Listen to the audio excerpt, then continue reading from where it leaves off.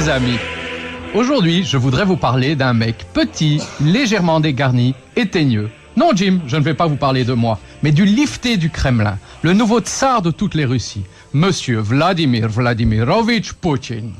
Après Superman, Batman et Spider-Man, voici donc Sovietman, qui, à l'instar de ses collègues super-héros, est taillé comme un dieu grec, s'entoure de jeunes et belles compagnes, et est un champion incontesté dans de nombreux sports virils. Perso, je le trouve vraiment balèze, ce mec. Il a réussi à lui seul à transformer une Russie grise, terne et froide en un truc super sexy et super tendance. Rappelle-toi, Jim. Enfin non, toi t'es trop jeune. Mais moi je me rappelle. À l'époque de l'URSS, personne n'avait envie d'aller dans ce pays.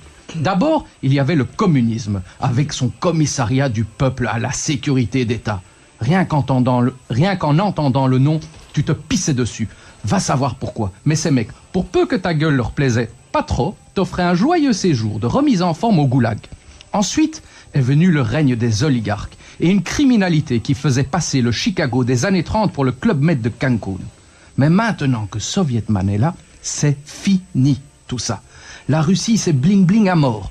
Moscou est devenu une ville super tendance, avec strass, paillettes et plus d'hôtels de grand luxe que n'importe quelle capitale européenne.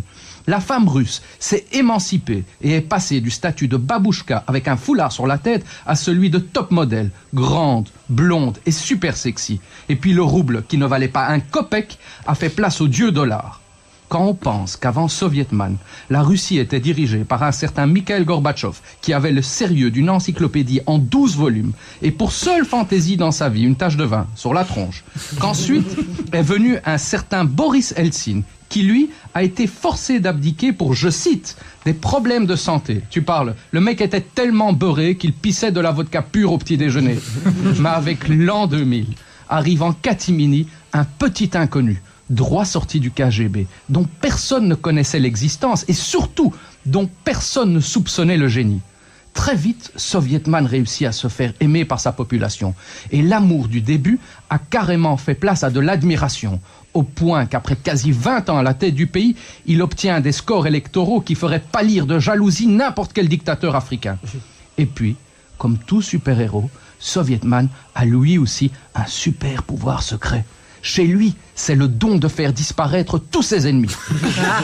Qu'ils soient opposants politiques, journalistes ou tout autre adversaire, Sovietman trouve toujours un peu de kryptonite pour le sortir d'un mauvais pétrin. Kryptonite qui, pour info, se nomme polonium en russe.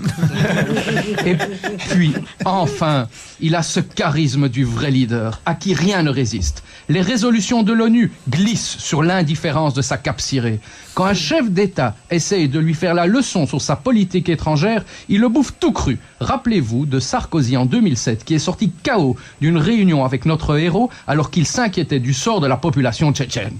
Ou encore, ce langage de chef, qu'en s'adressant aux ennemis du peuple, il n'a pas peur de leur annoncer qu'il ira les buter jusque dans leurs chiottes. Bref, les amis, redevenons un tout petit peu sérieux.